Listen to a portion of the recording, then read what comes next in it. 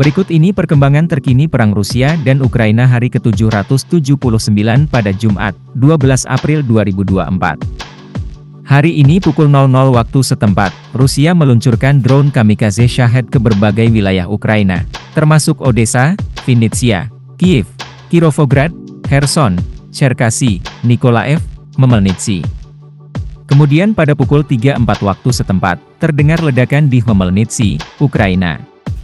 Sebelumnya Angkatan Udara Ukraina melaporkan pergerakan drone Shahed ke arah Khmelnytskyi. Pada pukul 5 waktu setempat, Ukraina membunyikan peringatan serangan udara di Vinnytsia, seperti dilaporkan Suspilne. Lituania kirim paket bantuan ke Ukraina. Ukraina menerima paket bantuan baru dari Lituania pada Kamis, 11 April 2024. Bantuan ini mencakup anti-drone, generator, dan kotak lipat yang ditujukan untuk angkatan bersenjata.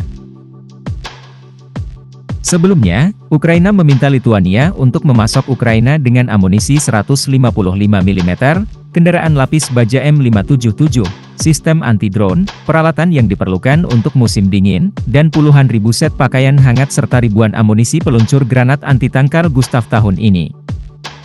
Rusia tambah pasukan Juli 10 kali lipat di Ukraina.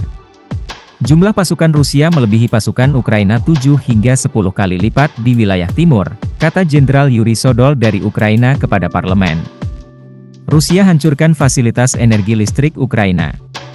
Rudal dan drone Rusia menghancurkan pembangkit listrik besar di dekat Kiev dan menghantam fasilitas listrik di beberapa wilayah Ukraina pada hari Kamis. Serangan besar tersebut menghancurkan pembangkit listrik tenaga batu bara Tripilska di dekat Kiev. Unggul di Ukraina, ternyata Rusia pakai bom khusus.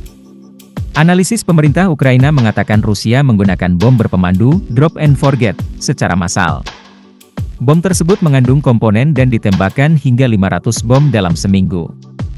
Bom berdaya ledak tinggi dan bom curah yang dilengkapi dengan sistem pemandu, UMPC, dengan jangkauan 40 hingga 60 km, 25-37 mil. Kini dikatakan sebagai ancaman utama di garis depan, yang memaksa pasukan Ukraina mundur, kata analisis itu. Ukraina dan Latvia sepakat untuk kerjasama militer. Ukraina dan Latvia menandatangani perjanjian keamanan bilateral, Volodymyr Zelensky mengumumkan saat berkunjung ke Vilnius. Ini membayangkan dukungan militer tahunan Latvia untuk Ukraina sebesar 0,25% dari PDB. Latvia juga membuat komitmen 10 tahun untuk membantu Ukraina dalam pertahanan siber, penghapusan ranjau, dan teknologi tak berawak, serta dukungan bagi Ukraina untuk bergabung dengan UE dan NATO, kata Presiden Ukraina, Volodymyr Zelensky, Kamis. Kremlin, negosiasi tanpa Rusia tidak ada gunanya.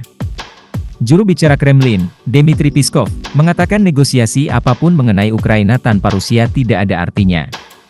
Pemerintah Swiss akan menjadi tuan rumah konferensi tingkat tinggi selama 2 hari pada Juni 2024 yang bertujuan untuk mencapai perdamaian di Ukraina, yang tidak melibatkan Rusia dalam acara itu.